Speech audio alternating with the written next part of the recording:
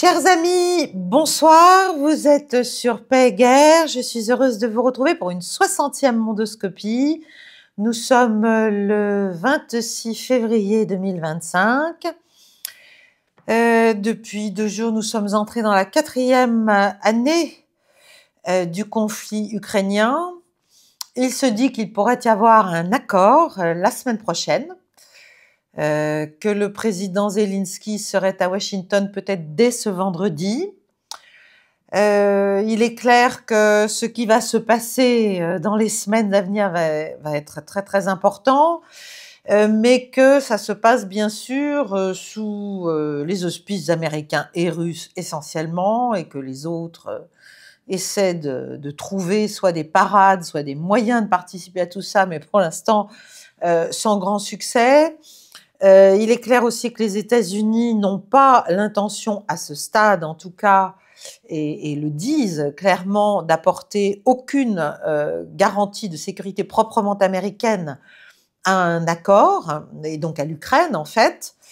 Et ça, c'est évidemment une cause non pas de rupture, mais de très forte dissonance entre l'Europe et les États-Unis, on va en parler. Néanmoins, en Europe, il y a déjà un certain nombre d'États, et non des moindres, qui semblent s'aligner en fait sur les positions américaines parce qu'ils ont compris que le vent avait tourné assez drastiquement. Je pense essentiellement à la Pologne, dont le président Duda, qui est venu très brièvement à rencontrer Donald Trump à peine 10 minutes, mais ne s'en est même pas plaint, a dit que de toute façon il n'y avait jamais assez de temps avec le président américain, mais que c'était quand même très bien. Donc il est venu à Washington, Duda, je pense dans le cadre du G7, et il a clairement fait allégeance en fait à la nouvelle administration américaine et au nouveau président, et a lâché Kiev en dépit de toutes les demandes pressantes de Volodymyr Zelensky sur cette question des garanties de sécurité, de l'appui à des garanties de sécurité américaines et probablement d'autres pays. Donc ça va être très très intéressant de voir ce qui va ressortir de tous ces pourparlers qui sont en cours maintenant très clairement entre Moscou et Washington, après le sommet de Riyad dont je vous ai parlé la semaine dernière.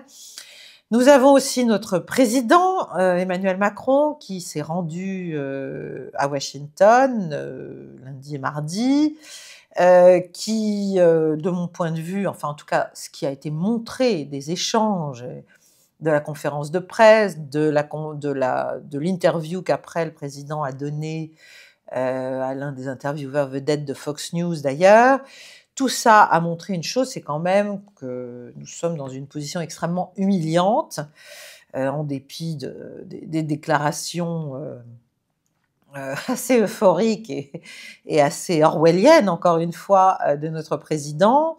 Il est allé là-bas, alors peut-être pour des raisons qui ne nous sont pas dévoilées, mais il est allé là-bas surtout pour expliquer en gros que l'Europe devait être à la table des négociations. L'Europe, sinon la France, mais enfin, comment parler de France quand on s'est tellement aligné sur la précédente administration et quand on fait toujours en sorte de fondre nos intérêts avec ceux de l'Europe, ce qui me semble extrêmement nocif, à vrai dire, du point de vue français. Bref, il est arrivé en essayant probablement de vouloir expliquer ou faire comprendre ou faire entendre à Donald Trump qu'il fallait que l'Europe soit là, et aussi que l'Amérique soutienne un accord, enfin des garanties de sécurité que pourraient donner les Européens à l'Ukraine, et il est reparti évidemment bredouille. C'est une humiliation quand même totale.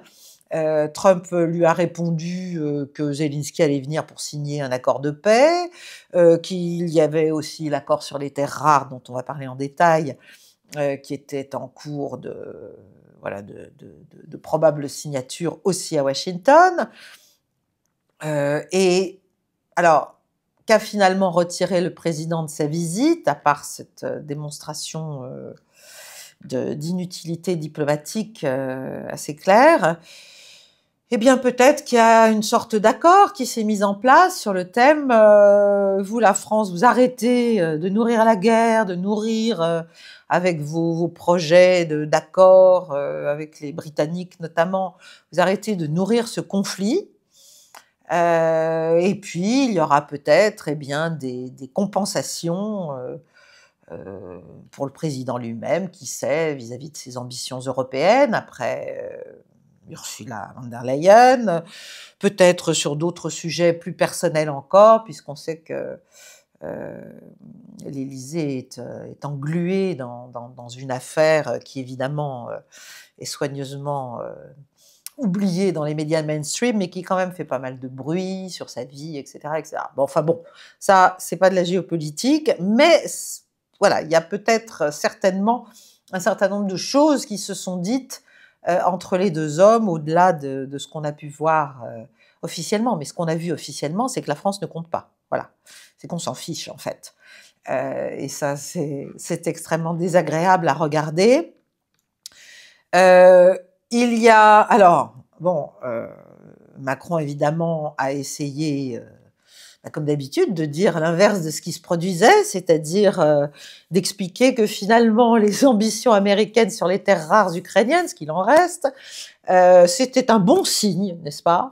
Parce que c'était un signe d'engagement des États-Unis dans le règlement du conflit.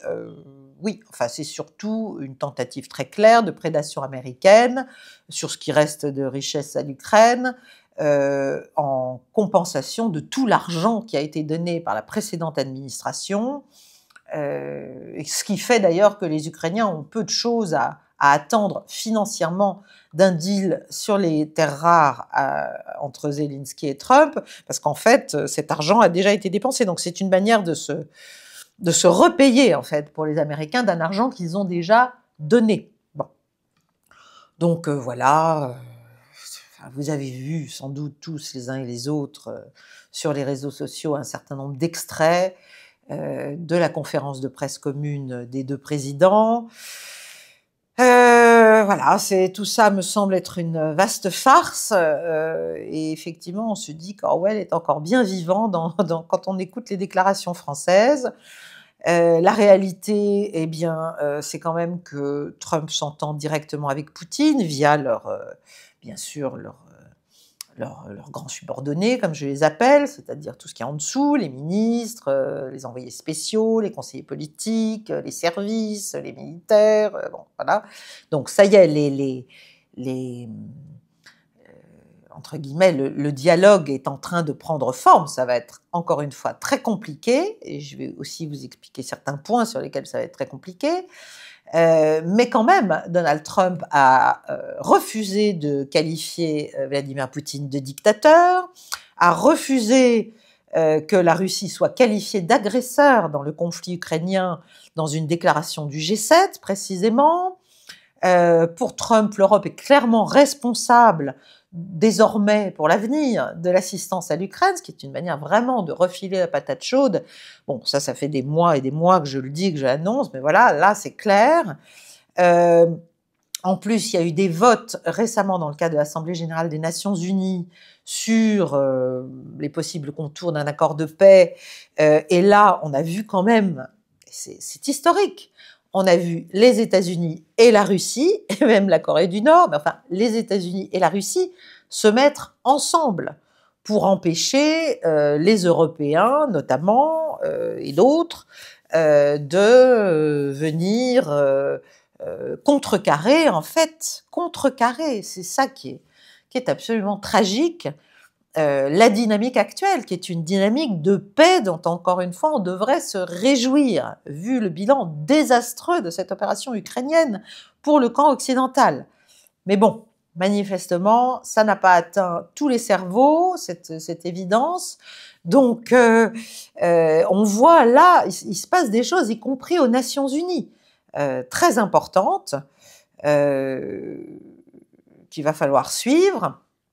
Alors, ce qu'on voit donc, c'est que pendant que Moscou et Washington s'entendent maintenant sur un certain nombre de points pour essayer d'avancer rapidement, chacun pour des raisons différentes, mais enfin ensemble, en l'espèce, donc convergence tactique, sinon stratégique, entre les deux grands États, eh bien les Européens veulent toujours en fait poursuivre le conflit, ils n'arrivent pas à changer de mode, à changer voilà, de niveau tout simplement, et à comprendre l'opportunité qui est là.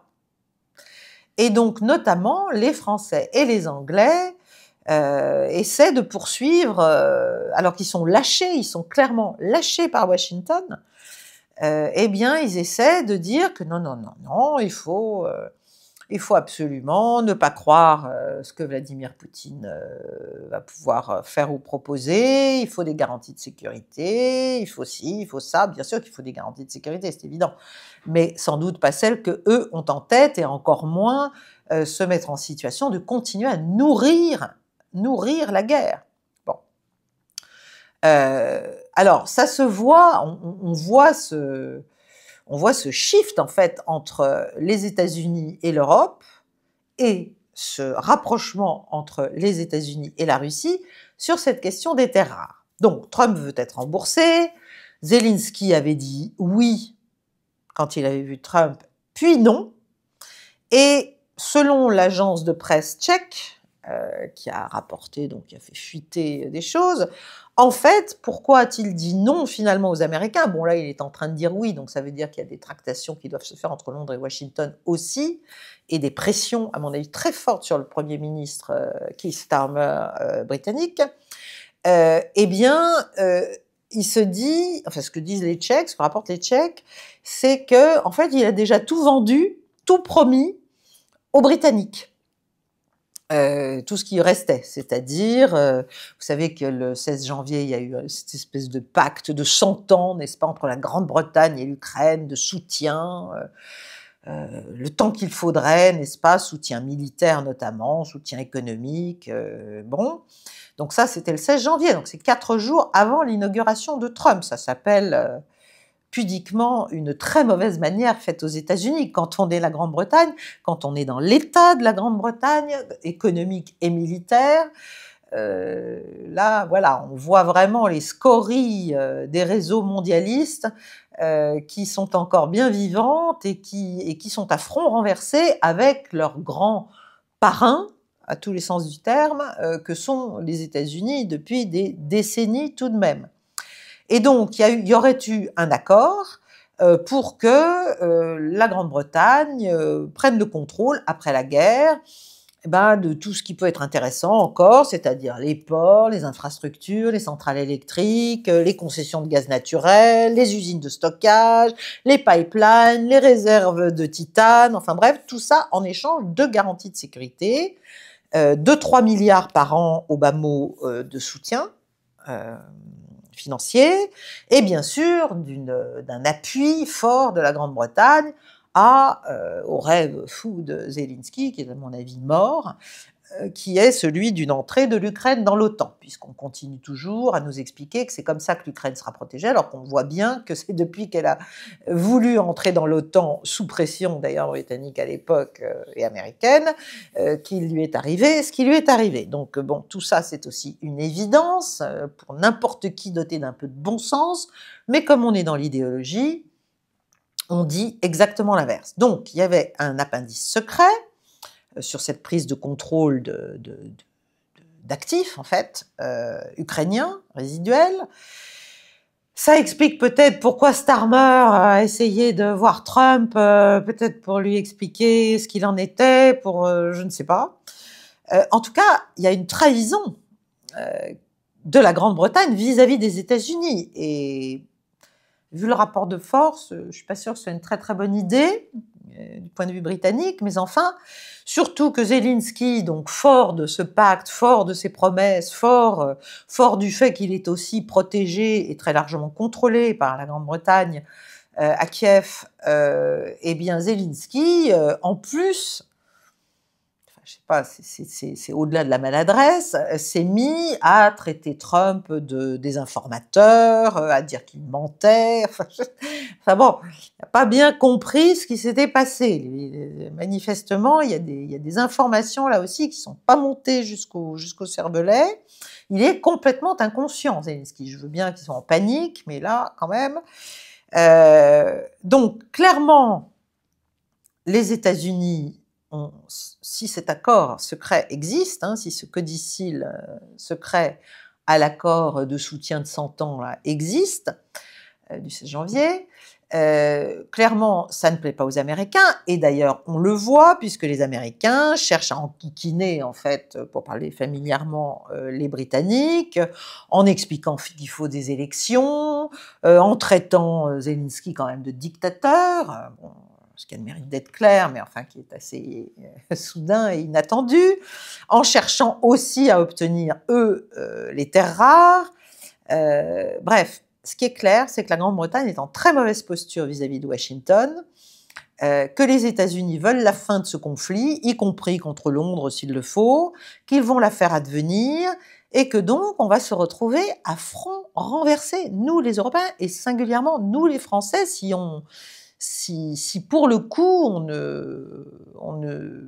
enfin notre président et les gens qui l'aident à prendre des décisions autour de lui, ne lui font pas comprendre que là, c'est plus qu'une chance, c'est une nécessité.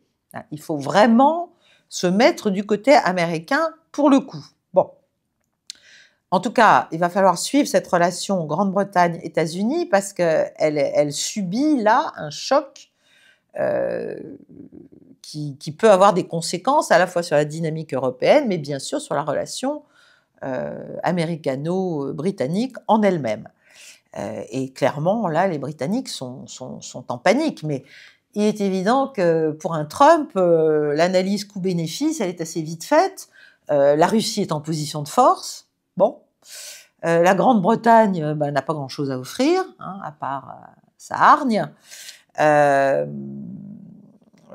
Vladimir Poutine, lui, fait des déclarations, et c'est des déclarations sur lesquelles on va revenir parce qu'elles ont un impact important, y compris interne. Il a fait des déclarations sur le thème « je suis prêt à une coopération économique avec les États-Unis ». Je ne sais pas si vous vous rendez compte de ce qui se passe d'un seul coup. La Russie, a-t-il dit, a toutes les terres rares du monde, est prête à coopérer en la matière avec les États-Unis et avec d'autres pays d'ailleurs. En plus, il vient de décider de vendre 2 millions de tonnes d'aluminium pour stabiliser le marché de l'aluminium, de vendre aux USA, hein, pardon, 2 millions de tonnes d'alu pour stabiliser le marché et les prix.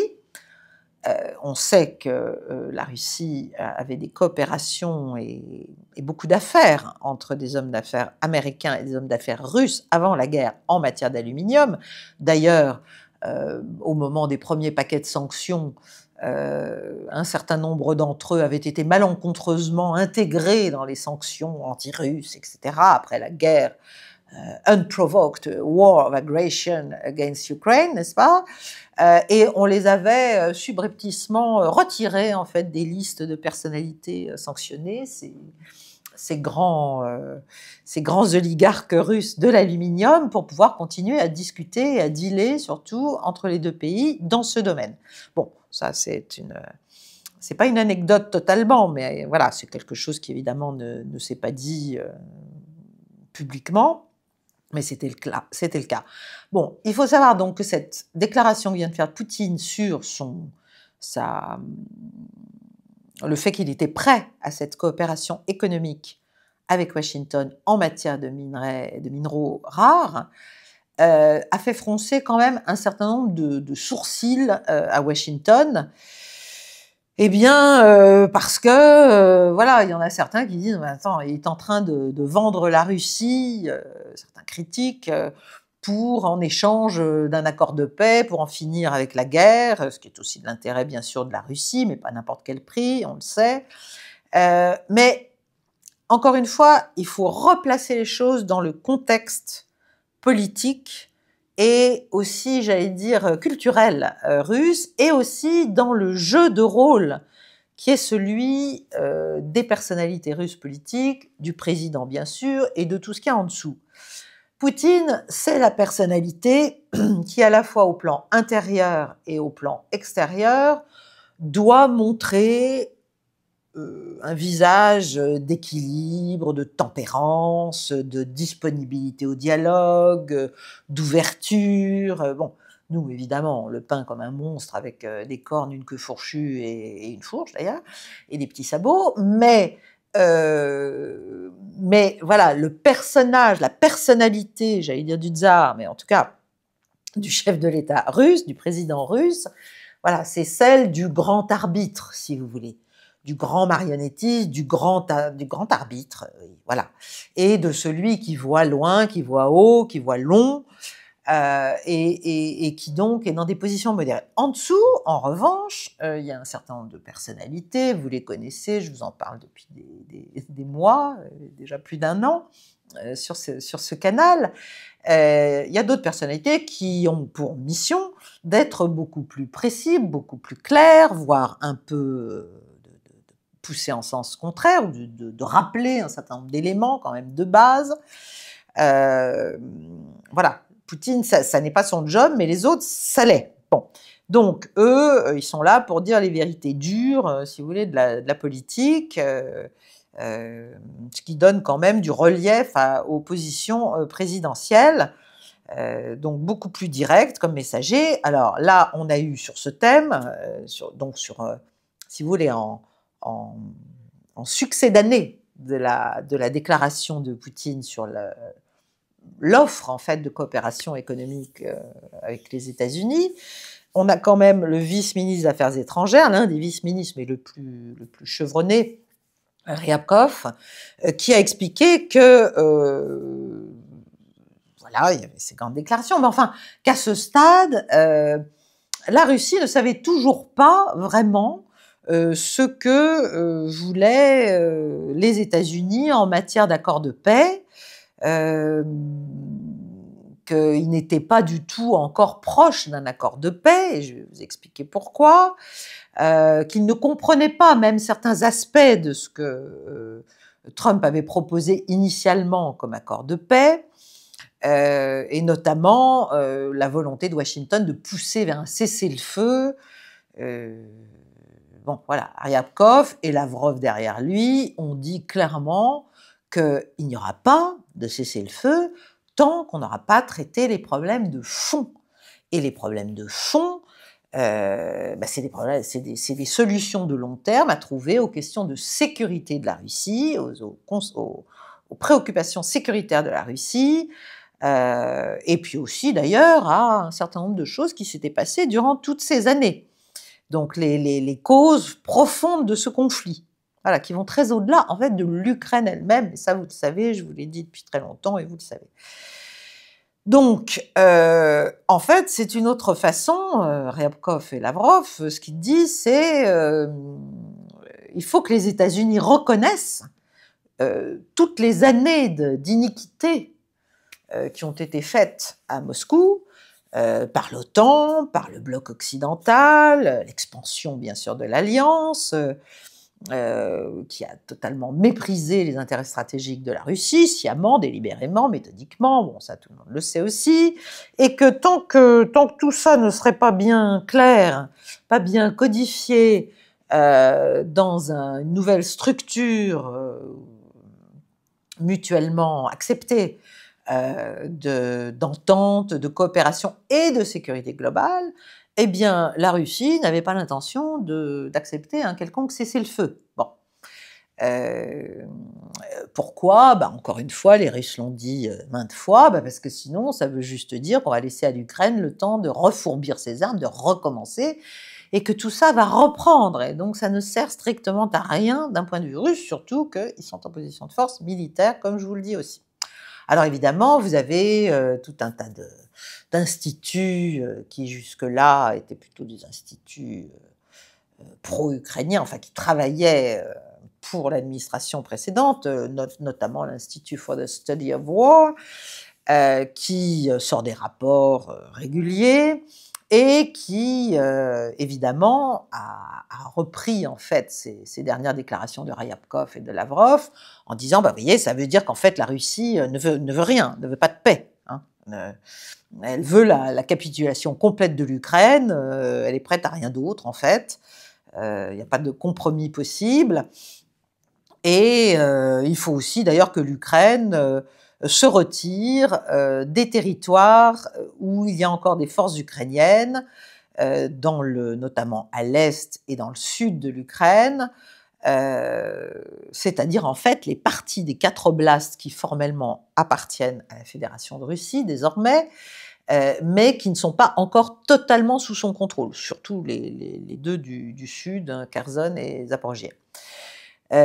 Donc, si vous voulez, la déclaration qu'il a faite sur la coopération possible, économique, directe avec les États-Unis, voilà, elle a dû être contrebalancée par ces déclarations beaucoup plus claires pour rappeler quand même des évidences aux Américains et aussi pour les rappeler aux Russes, parce qu'il ne faut quand même pas oublier que la Russie, certes, elle n'a pas 1 million de morts, mais elle en a au moins 100 000, voire 150 000 si on compte les milices, Wagner, les milices des oblasts séparatistes de Donetsk et Luhansk. Bon.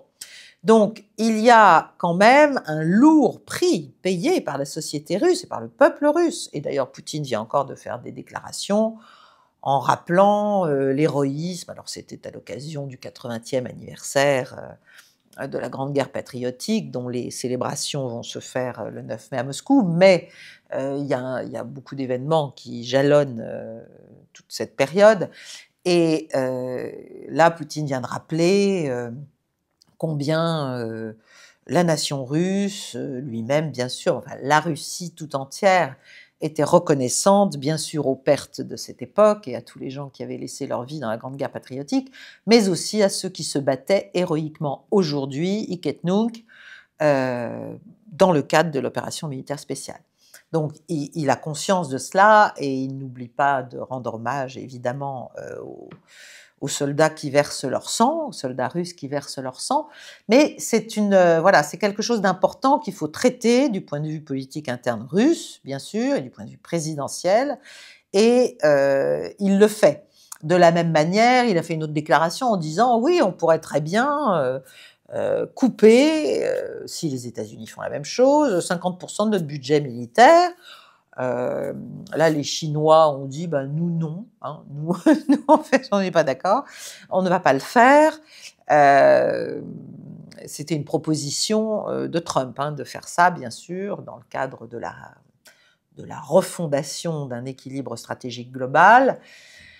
Donc voilà, donc si vous voulez, il est dans sa posture de président, il doit montrer qu'il est prêt au dialogue, il doit montrer qu'il est prêt à discuter des choses extrêmement sérieuses sur un mode positif, sur un mode constructif avec les États-Unis, mais évidemment, il doit essayer de maîtriser et de contenir l'effet négatif que ça peut avoir en termes populaires, en fait, et donc de popularité, in fine. Bon, ça c'est important de le comprendre parce que ça montre aussi toute la difficulté et toute la subtilité, j'allais dire, de l'orchestre russe. Mais il y en a aussi dans d'autres pays, des orchestres, c'est-à-dire vous avez le chef d'orchestre et puis en dessous vous avez le premier violon, les cuivres, bon, voilà, les cordes, les cymbales, bon bref. Donc chacun a sa partition, chacun la tient, chacun la joue. Donc, ce qu'il faut, ça c'est quand même important, et ce qui est important, et ce qu'ont bien dit, ce qu'ont laissé entendre par ces déclarations Ryabkov et Lavrov, mais il y en a tous les jours, des déclarations comme ça, c'est qu'il y a quand même en fait, il y a un point d'opposition entre les États-Unis et la Russie sur ce que doit être la paix en Ukraine, qui est un point d'ordre, si vous voulez. C'est-à-dire que ce soit Trump, que ce soit Marco Rubio, que ce soit les autres autour d'eux, ils ont cette idée qu'il doit d'abord y avoir un cessez-le-feu et qu'ensuite on va discuter de tout le reste, de la normalisation, des négociations, de la sécurité en Europe, de la sécurité globale, etc., etc. Tandis que Poutine, comme je viens de vous l'expliquer, enfin, la partie russe, elle insiste. D'abord, les États-Unis vont reconnaître toutes les causes réelles de ce conflit, c'est-à-dire le fait que c'est essentiellement du côté occidental que tout a été fait pour le provoquer, et qu'ils doivent donc reconnaître ça et reconnaître qu'il y a des considérations sécuritaires russes de long terme qui doivent être prises en compte et qui doivent il doit y avoir des garanties, si vous voulez, données par les États-Unis, et que là, à ce moment-là, la Russie acceptera de mettre fin au conflit, pas avant.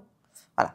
Donc ça c'est le nœud, hein, c'est le nœud des négociations en cours et à venir, et c'est le nœud de ce qui pourra se régler ou pas. Parce que c'est des positions qui paraissent assez antinomiques.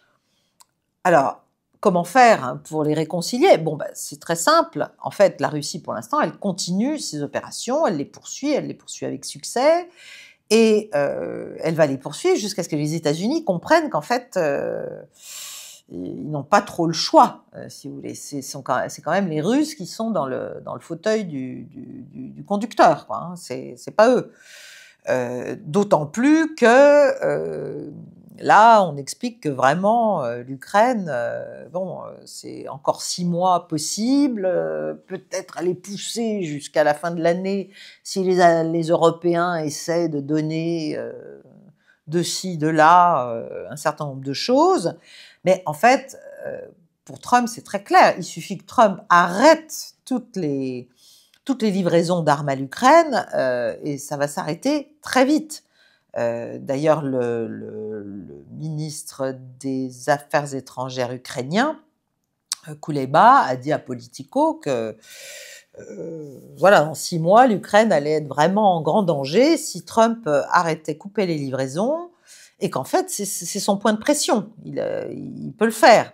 Mais évidemment, et puis en plus, vous savez, il y a plus, on parle plus d'Atakems, on parle plus d'HIMARS non plus. Donc l'Ukraine continue à se battre, mais très très difficilement, peut-être jusqu'à l'été.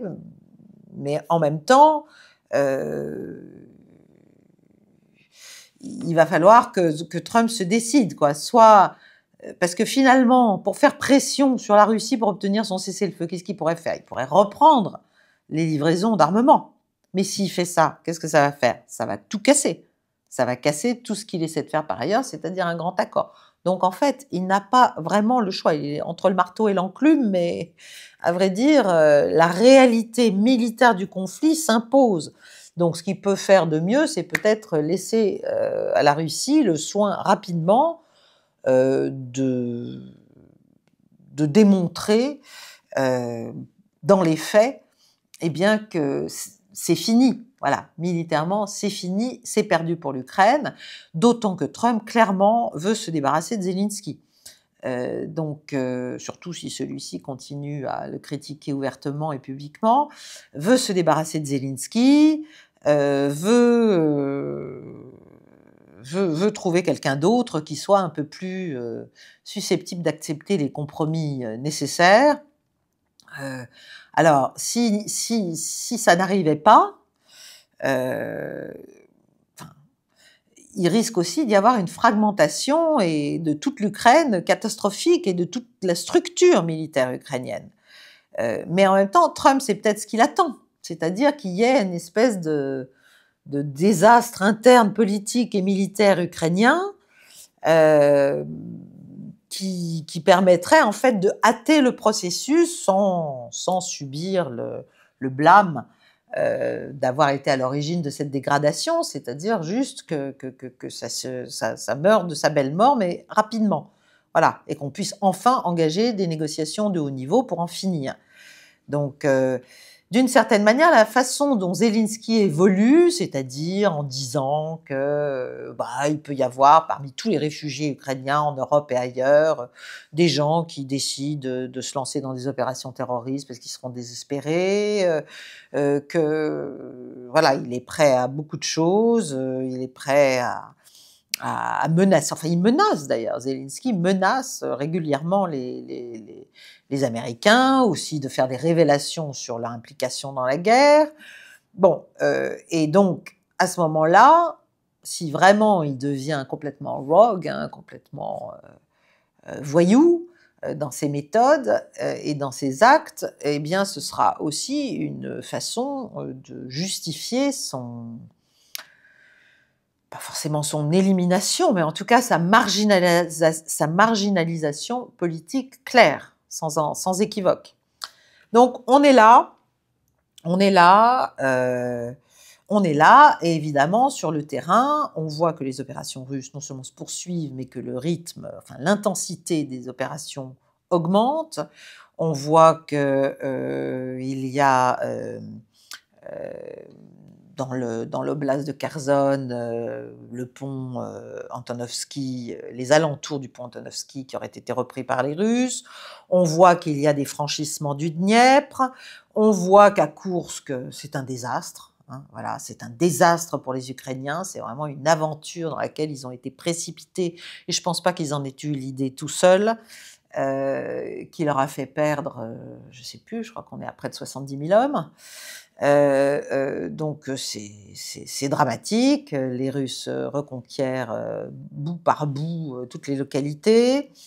Dans la région ouest de Zaporojié, de la ligne de Zaporojié, c'est la même chose. Pokrovsk, c'est la même chose. Enfin bref, la guerre continue. Pendant qu'on parle, là, pendant qu'on discute, la guerre continue. Donc, il faut voir ce que Donald Trump va décider. Est-ce qu'il va laisser les choses pourrir et les Russes faire, ou est-ce qu'il va mettre le marché en main à Zelensky plus rapidement que peut-être il n'avait pensé le faire au tout départ.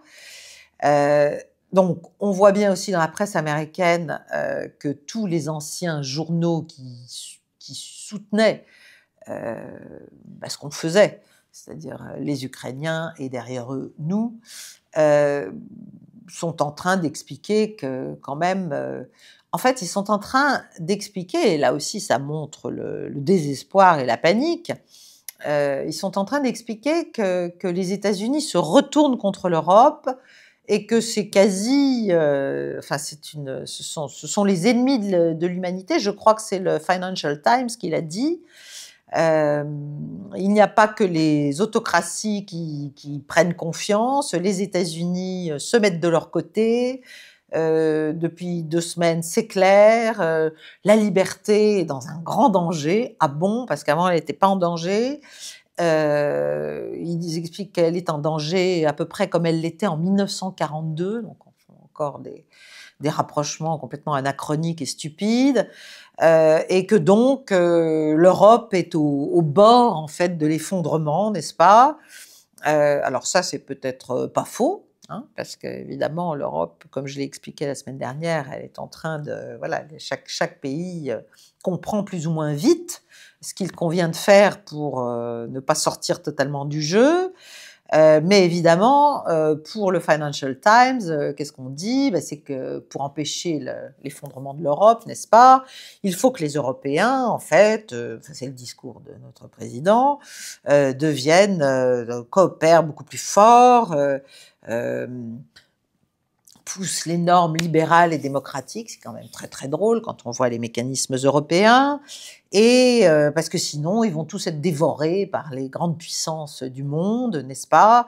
Et il faut absolument qu'ils se prémunissent contre la malveillance de Poutine. Enfin voilà, c'est ce que dit notre président, c'est-à-dire la Russie est une menace existentielle, la Russie menace l'Europe, la Russie menace la France. Donc pour moi, voilà, on a affaire à une partie de la presse internationale occidentale qui en fait conseille aux Européens de faire exactement l'inverse de ce qu'ils devraient faire et de ce que nous devrions faire, évidemment. L'Europe doit vite suivre le pas américain. Il y a aussi Eric Prince. Eric Prince, c'est le fondateur de la milice, enfin de la société militaire privée américaine qui s'appelait Blackwaters, qui a été renommée depuis. Et Eric Prince, il a expliqué que de toute façon, les armées occidentales étaient dans une utopie. Enfin, il était complètement futile de leur part de prétendre combattre avec succès l'armée russe telle qu'elle était aujourd'hui. Bon. Donc, on est là dans un vrai tournant des relations internationales. Il n'est pas impossible du tout que les États-Unis, si le dialogue se poursuit, décident de lever les sanctions contre la Russie, au moment où nous en sommes au 17e paquet, n'est-ce pas? Donc c'est un vrai tournant majeur, et il y a des pays qui s'en rendent compte plus que d'autres. Alors, je pense à la Serbie, qui quand même, depuis, avec son président, Vučić, qui depuis 3 ans a prêté la main, enfin s'est jointe, même si elle ne fait pas partie de l'UE en tant que telle, elle aimerait bien, mais bon, on lui tient la dragée haute pour la forcer justement à se désolidariser au maximum dans ses intérêts, dans ses projets de la Russie. Elle a donc soutenu, notamment à l'ONU, beaucoup de projets de résolution portés par les Européens notamment, et tout récemment encore, qui étaient des résolutions anti-russes. Mais là, comme je vous l'ai dit tout à l'heure, les États-Unis se sont mis avec les Russes pour empêcher les Européens de pousser et de gagner, de faire voter des résolutions qui continuent à condamner la Russie, à essayer de la cornériser, etc., etc. Donc, qui vont complètement à contre-temps de l'histoire. Bon. Et donc, les Serbes qui, probablement contre des promesses et des pressions européennes depuis des années, ont joué un jeu qui n'était pas très favorable à Moscou, sachant que Moscou a bien compris que les pressions sont fortes sur eux et ne leur en veut guère. Même quand il a été dit que la Serbie livrait des armes à l'Ukraine, ça n'a pas fait franchement scier beaucoup Moscou. Eh bien, les Serbes, après avoir fait tout ça, là, lors de du dernier combat à l'ONU pour faire passer une résolution donc anti-russe, finalement, ils ont voté côté européen, donc anti-russe, mais le président Vučić vient d'annoncer, parce que je pense que là, ça y est, il a vu la lumière lui aussi, il a compris qu'il était temps de changer de braquet, vient d'annoncer très pragmatiquement que c'était une erreur, qu'il n'aurait pas dû, et que, en fait, voilà, il l'a fait, mais il n'aurait pas dû, et concrètement, ça veut dire, j'ai compris que le vent a tourné, j'ai compris que je dois m'aligner beaucoup plus, y compris à l'ONU, avec les États-Unis, qu'avec les Européens, que les États-Unis peuvent en plus m'aider sur la question du Kosovo, parce qu'il se trouve que l'un des envoyés américains pour la région des Balkans a fait des déclarations récentes qui étaient plutôt favorables à la Serbie s'agissant du Kosovo, donc eux aussi ils ont des problèmes, donc ils essaient de les gérer. Et donc on voit bien que la Serbie, qui est un État charnière, qui est un État donc sur lequel l'Europe fait pression pour gêner la Russie, est probablement à la veille d'une inflexion de ses positions diplomatiques qui ira plutôt dans le sens américain que européen, donc combat d'arrière-garde, parce que nous sommes clairement maintenant dans un combat d'arrière-garde, en tout cas pour un certain nombre de pays et en Europe, et donc va chercher à revenir en grâce plus encore à Moscou. Bon. Et puis le dernier point que je veux évoquer, c'est quand même l'Allemagne, parce que vous savez qu'il y a eu des élections dimanche, là, que le probable chancelier est celui de la CDU, Merz, et qu'il va probablement faire une coalition avec la SPD, que l'AfD, le parti qui a été ouvertement soutenu par Trump, par Elon Musk, pendant toute la campagne, eh bien, a fait quand même 20,8%, ce qui n'est pas neutre, et que donc, voilà, même s'il va quand même y avoir ce qu'on appelle une GroKo, la grande coalition habituelle, CDU, SPD, bon, éventuellement avec des libéraux, mais voilà, l'Allemagne est face quand même à un grand dilemme. Alors, ce qui est incroyable, donc, c'est que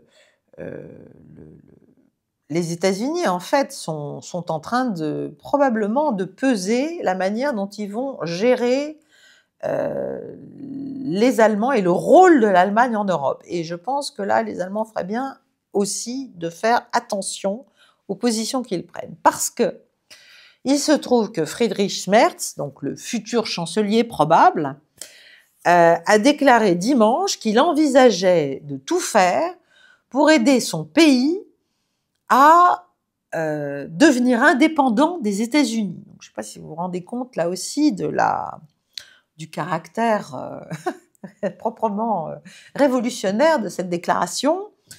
Moi, je la trouve complètement stupide et dramatique pour les Allemands, parce que bon, ça montre que l'Allemagne est un peu sidérée face à la révolution dans les affaires internationales qu'est en train de promouvoir Trump, ça c'est sûr.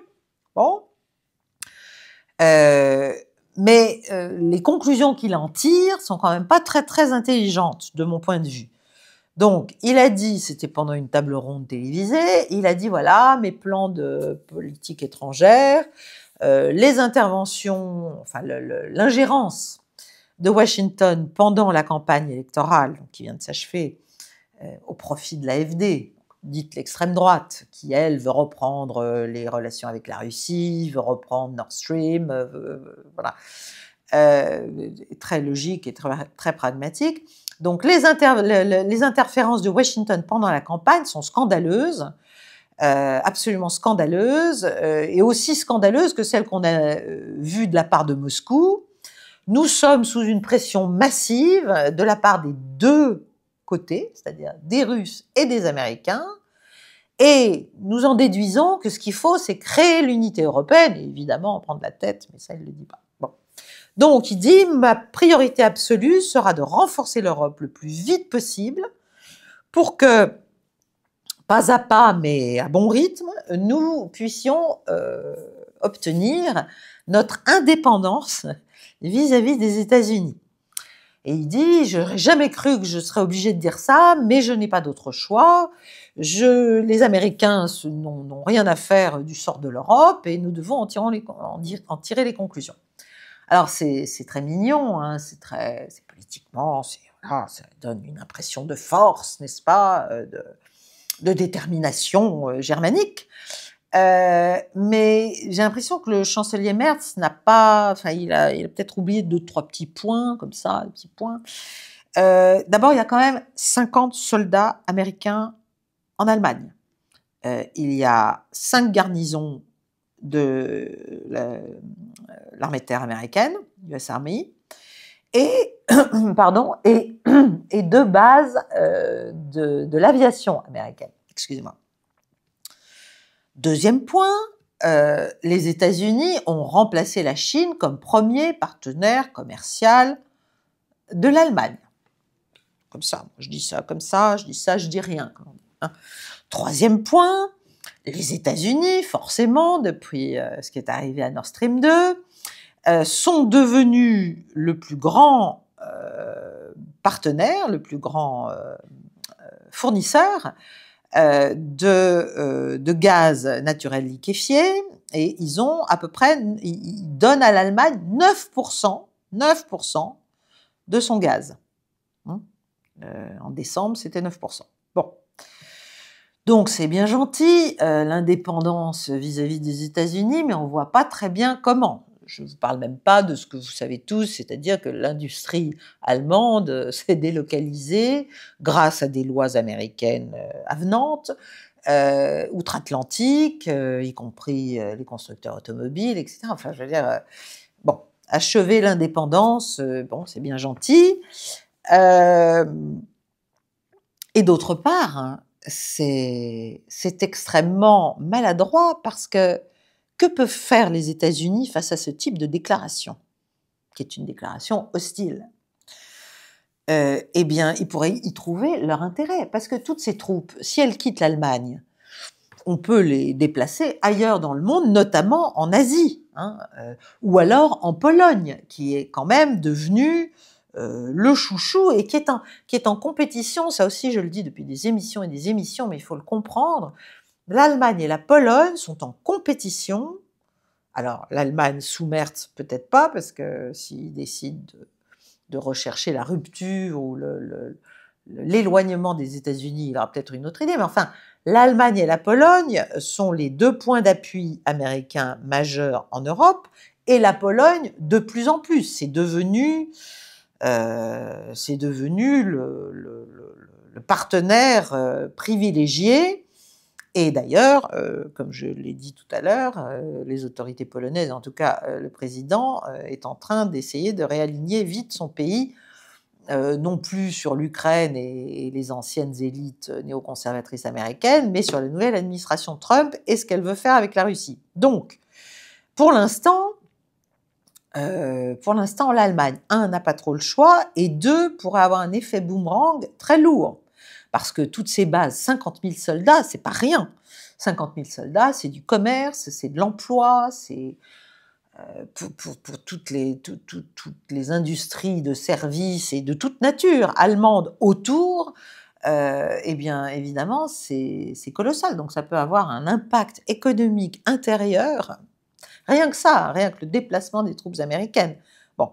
Deuxièmement, au stade actuel, il se trouve que l'Union européenne est plutôt en train de travailler de concert avec les États-Unis pour empêcher la Chine d'inonder les marchés européens ou américains avec ses surcapacités, si vous voulez, notamment dans l'acier, et dans d'autres produits. Et donc, l'Union européenne, elle cherche plutôt des nouveaux marchés, si vous voulez, surtout que Trump, comme vous le savez, menace l'Europe de nouveaux droits de douane. Donc, en fait, Trump, il a créé un effet domino, si vous voulez. Avec ses droits de douane, il a créé un effet domino où la Chine essaie de faire du dumping, c'est-à-dire de faire baisser encore plus ses prix pour être plus compétitive aux yeux des Européens par rapport aux Américains. Et l'UE, elle, en retour, si vous voulez, se dit qu'elle va plutôt sanctionner et mettre des droits de douane sur les tarifs chinois. Donc il y a une guerre là, commerciale qui est en cours, et ça, tout ça, ça travaille à l'avantage américain, à la fin. Hein. Et puis, pour être lucide, pour juste être de bon sens, si l'Allemagne veut vraiment acquérir une forme d'indépendance vis-à-vis des États-Unis, c'est pas très compliqué. Dans le domaine de l'énergie, qu'est-ce qu'il suffit de faire? Il suffit de faire ce que dit la leader de l'AfD, Weidel, c'est-à-dire il faut reprendre langue avec Moscou et il faut lever les sanctions européennes anti-russes notamment sur le gaz, et remettre en place les fournitures de gaz russe à l'Europe et à l'Allemagne, parce que l'industrie allemande, elle travaillait comme ça. Mais évidemment, on ne peut pas faire ça, parce que qu'est-ce qu'on a? On a immédiatement les pays baltes, enfin voilà, on a la mécanique perverse, extrêmement pernicieuse, qui a été permise par l'élargissement de l'UE à partir de la fin de la guerre froide, qui fait qu'il y a tout un tas de petits États en Europe qui sont en fait très profondément anti-russes et qui scient du mieux qu'ils peuvent toute perspective intelligente de coopération économique, énergétique et autres avec la Russie. Donc la Pologne, comme les pays baltes, ne voudraient pas cela. Donc l'Allemagne est en train de se mettre dans une situation, je ne sais pas si Merz a bien conscience de l'impact de ces déclarations, Alors c'est vrai que depuis 3 ans, l'Allemagne, elle a tout sacrifié, on ne sait pas pourquoi, on ne comprend pas contre quoi. Elle a laissé, elle a elle s'est laissé couper le gaz par les États-Unis et leurs alliés, via Nord Stream. Hem Et là, maintenant, nouvelle administration, possibilité de peut-être trouver des accords plus intelligents. Eh ben non. On explique, encore une fois, pour des raisons idéologiques, qu'en fait, Trump n'aime pas l'Europe, Trump en veut à l'Allemagne et qu'il faut donc, avoir une posture de prise de recul et de séparation avec les États-Unis. Bon, là, je pense que Merz fait vraiment fausse route, qu'il est prisonnier de ses considérations idéologiques, hem, que les États-Unis vont, eux, chercher à dealer au maximum avec un certain nombre d'États, peut-être la France, certainement la Pologne, certainement l'Italie, et d'autres bien sûr, hein, les Hongrois, les Slovaques, les Tchèques, les Autrichiens, bon, enfin, voilà, un certain nombre de pays.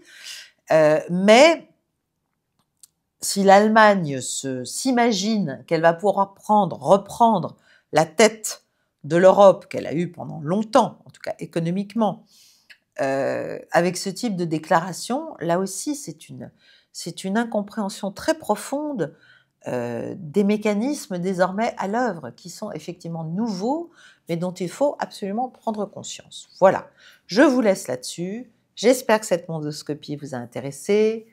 N'hésitez pas à la relayer, liker, partager, nous soutenir, etc., etc., etc. Devenir membre du Cercle Paix et Guerre. Et je vous retrouve la semaine prochaine pour de nouvelles aventures. Je sais bien, il faut que je parle de plein d'autres choses. Il y aura un entretien, de toute façon, très bientôt, sur les questions africaines, un entretien géopolitiquement incorrect qui devrait sortir peut-être ce week-end, avec une personnalité, très intéressante et qui a des vues, à la fois sages et originales, qui est notre ancien ministre de la Défense Charles Millon. Je ne vous en dis pas plus pour l'instant et je vous souhaite une belle soirée. À très bientôt, chers amis.